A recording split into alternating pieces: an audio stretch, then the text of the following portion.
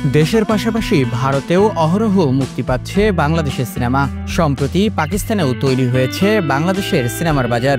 গত ঈদে বাংলাদেশে মুক্তি পায় জাজ মাল্টিমিডিয়ার সিনেমা মোনা জিন্টু। পরবর্তীতে পাকিস্তানের বিভিন্ন প্রদেশের ২৪টি প্রেক্ষাগৃহে মুক্তি পায় সিনেমাটি। Double million offer, Walton fridge কিনে পেতে পারেন ২০ লক্ষ টাকা, রয়েছে কোটি কোটি টাকার নিশ্চিত উপহার। এরপরেই শাকিব খানের তুফান সিনেমাটিও মুক্তি পেয়েছিল পাকিস্তানের ৪৩টি প্রেক্ষাগৃহে। সর্বশেষ দরদ সিনেমাটি পাকিস্তানে মুক্তি পাওয়ার কথা থাকলেও সিনেমাটির প্রিভিউ কপি দেখে তা না নেওয়ার সিদ্ধান্ত নেন দেশটির প্রদর্শকরা। এদিকে প্যান ইন্ডিয়া সিনেমা হওয়া সত্ত্বেও খোদ ভারতেই মুক্তি পায়নি দরদ। শাকিব খানের প্রথম প্যান ইন্ডিয়ান সিনেমা দরদ, যা বাংলাদেশের ৮৪টি প্রেক্ষাগৃহে মুক্তি পায়।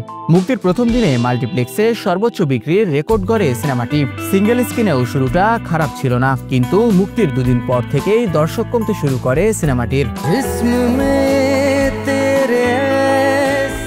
দরদ সিনেমায় দুলু মিয়া চরিত্রে অভিনয় করেছেন শাকিব খান। ফাতিমা চরিত্রে তার নায়িকা বলিউড অভিনেত্রী সোনাল চৌহান। বাংলাদেশ ও ভারতের যৌথ প্রযোজনায় সিনেমাটি পরিচালনা করেছেন অনন্য মামুন। রোমান্টিক ও সাইকো থ্রিলার ঘরানার এই সিনেমার কাহিনী ও চিত্রনাট্য লিখেছেন মামুন নিজেই।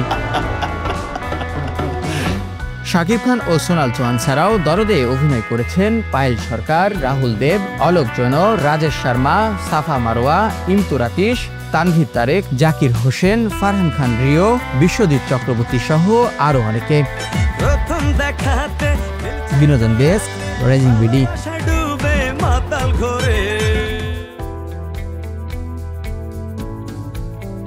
Double million offer, Walton fridge কিনে পেতে পারেন ২০ লক্ষ টাকা, রয়েছে কোটি কোটি টাকার নিশ্চিত উপহার।